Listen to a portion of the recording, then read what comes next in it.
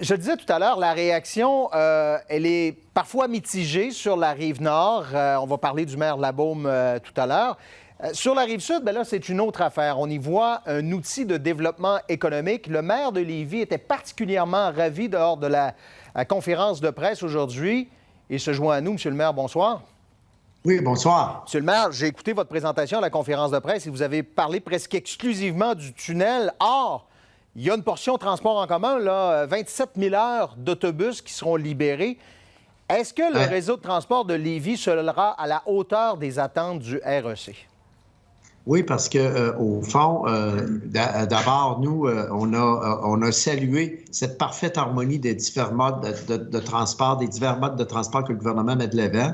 Le tunnel, le tramway, bien sûr, on a toujours été en faveur du tramway, les voies réservées et l'interconnexion entre les deux rives. Alors ça, pour nous, c'est un ensemble qui est quand même exceptionnel parce qu'il ne faut pas oublier que dans le rapport du BAP sur le tramway, les gens du BAP avaient dit on réglera pas tous les problèmes de mobilité avec le tramway. Alors là, le gouvernement arrive avec un ensemble harmonieux qui nous plaît énormément. Et comme M. Bonnardel le disait, c'est pour les 100 prochaines années. Et je tiens à réitérer le fait qu'aujourd'hui, à la conférence de presse, la Ville de Québec a donné son aval à ce projet. Donc, et ça, c'est drôlement intéressant pour nous parce que ce que ça signifie, là, c'est qu'il y a un consensus autour de ce magnifique projet-là. Ça, c'est clair.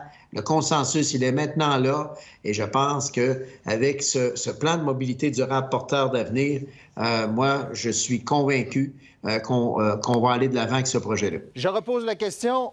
Est-ce que vos bus d'est en ouest seront capables de suffire à la demande, d'avoir une grande fréquence comme les gens s'y attendent? Oui, parce que la révolution qu'on est en train de préparer, on a fait nos consultations publiques au niveau du transport en commun. Donc, immédiatement, donc, avec la mise en marché du tramway, on ajoute minimalement 60 000 heures au réseau de transport à Lévis. Donc, ce qui veut donc dire qu'on va offrir des services aux heures de pointe aux 10 minutes, voire même aux 7 minutes et demie. Et on va aller chercher les gens dans les quartiers avec un rabattement super rapide qu'on n'a jamais vu dans le passé. Alors ça va être quelque chose de nouveau et d'assez exceptionnel, donc cet ajout-là. Deuxièmement, l'interconnexion entre les deux rives, vous l'avez vu, on va avoir une voie réservée sur la rue des Hôtels. Après, sur le boulevard Laurier, on va passer en souterrain pour traverser le boulevard Laurier avec nos autobus, puis on va se rendre directement au terminus avec 7 quais d'embarquement et de débarquement au niveau du tramway. Alors, c'est des améliorations considérables au niveau du transport en commun. Là où vous avez raison, M. Savard, c'est qu'à Lévis, au niveau du transport en commun, on va passer de l'âge de pierre à l'âge moderne, dans le fond, sans compter le tunnel qui, lui, est un projet d'avenir pour le transport collectif, puisqu'à partir du stationnement incitatif sur Monseigneur-Bourgette, imaginez-vous, les deux centres-villes vont être reliés en à peine 10 minutes. Donc, pour se rendre à l'amphithéâtre, ça va être 12 minutes. Alors, donc, c'est une révolution dans le transport collectif. C'est bien clair aujourd'hui, ça prend 60 minutes à partir de Desjardins si vous voulez aller au Grand Théâtre ou sur la colline parlementaire.